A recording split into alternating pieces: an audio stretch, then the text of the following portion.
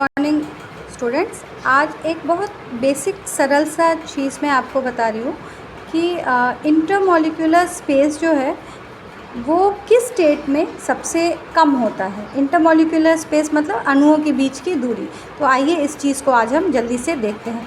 देखिए, जो हमारी सॉलिड वस्तुएं हैं जैसे कि लकड़ी हो गई, वुड हो गया या आयरन हो गया या कोई मेटल हो गया, उसके बीच जो है ये जो दो मॉलिक्यूल के बीच की जो दूरी है, दो अणु के बीच की जो दूरी है वो सबसे कम होती है। इंटरमॉलिक्यूलर स्पेस इस दो के बीच का जो स्पेस है ये सबसे कम होगी। जब हम लिक्विड की बात करते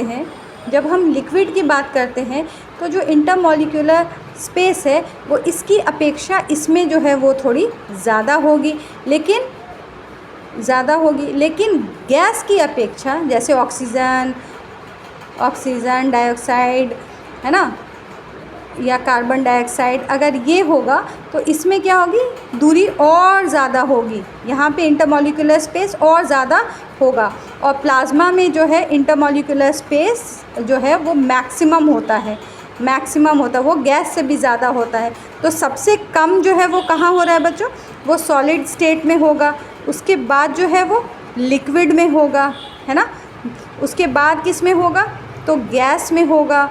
और उससे भी ज़्यादा जो है वो किस में होगा, वो प्लाज्मा में होगा। तो इस चीज़ को याद रखिएगा कि सॉलिड में इंटरमॉलिक्यूलर स्पेस सबसे कम होता है, इसीलिए ये ठोस होता है। और लिक्विड द्रव्य जो है वो तैरता है, क्योंकि इसमें जो इंटरमॉलिक्यूलर स्पेस है वो कंपैरेटिवली अपेक्षित इससे ज़्यादा और इससे कम होते हैं। मतलब इंटरमॉलिक्यूलर स्पेस यहाँ ज़्यादा होगा किसकी अपेक्षा, सॉलिड की अपेक्षा, लेकिन गैस की अपेक्षा कम होगा।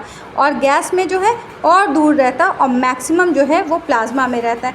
आई होप ये एक चीज़ आपको ज़रूर समझ में आई होगी। इंटरमॉलिक्यूलर डिस्टेंस जो है, दो अणुओं के बीच का अंतर, ये आपको समझ में आया होगा। दो अणु टाइटली एक दूसरे से आसपास रहते हैं तो चीज़ें ठोस होती हैं, और जैसे जैसे वो दूर जाते हैं चीज़ें जो है वो और ज़्यादा फ्री फ्लोइंग हो जाती है। जैसे लिक्विड जो है बहता है, हवा जो है वो और ज़्यादा दूर दूर तक फैल जाती है, और प्लाज्मा में सबसे मैक्सिमम होगा। फिर मिलते हैं अगले क्वेश्चन के लिए। और अगर आपको चीज़ें समझ में आ रही हैं तो इस चैनल को सब्सक्राइब कर लें और इसे लाइक भी कर लें। धन्यवाद।